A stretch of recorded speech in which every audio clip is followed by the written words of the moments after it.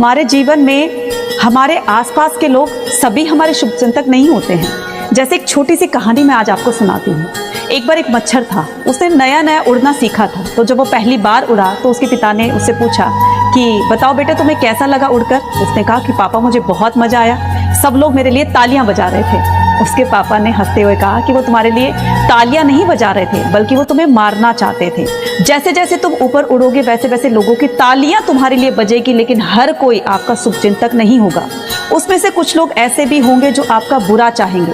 वो तलवार लेकर नहीं आएंगे, वो अपनी मुस्कुराहट लेकर साथ आएंगे, लेकिन आपको हमेशा नीचा गिराने की और हमेशा आपके बारे में बुरा ही सोचेंगे। इसलिए हर किसी पर भरोसा मत कीजिए, पता नहीं कौन कैसा हो, है ना।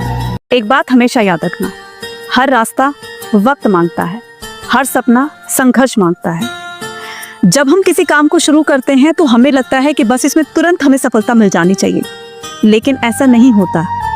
सफल होने में टाइम लगता है, वक्त लगता है, मेहनत लगती है, धैर्य रखना पड़ता है, तब कहीं जाकर के हमें सक्सेस मिलती है। साम्राज्य बड़े बड़े हुए राजाओं के, क्या उन्होंने एक दिन में अपना साम्राज्य खड़ा कर लिया? नहीं, उन्होंने भी कहीं ना कहीं इसके लिए संघर्ष किया होगा, तब जाकर अपना इतना बड़ा साम्राज्य उन्होंने बनाया होगा। इसलिए धैर्य रखिए, अपनी मेहनत पर भरोसा रखिए, डेफिनेटली आपका भी अपना एक साम्राज्य होगा और आप भी एक सफल इंसान बनेंगे। कोई फर्क नहीं पड़ता कि आप कितने खूबसूरत हो, क्योंकि एक लंगूर और गोरिल्ला भी लोगों को अपनी ओर आकर्षित करते हैं। कोई फर्क नहीं पड़ता कि आप कितने मजबूत और शक्तिशाली हैं, क्योंकि आप मरने के बाद खुद शमशान तक नहीं जा सकते हैं। कोई फर्क नहीं पड़ता कि आप कितने लंबे हो, क्योंकि आप आने वाला वक्त नहीं देख सकते हो। कोई फर्क नहीं पड़ता कि किसकी त्वचा कितनी चमकदार है और कितनी गोरी है, क्योंकि आप अंधेरे में रोशनी नहीं कर सकते हो। इसलिए ये दुनिया बहुत छोटी है, समझदार बनिए और सोच समझकर चलिए।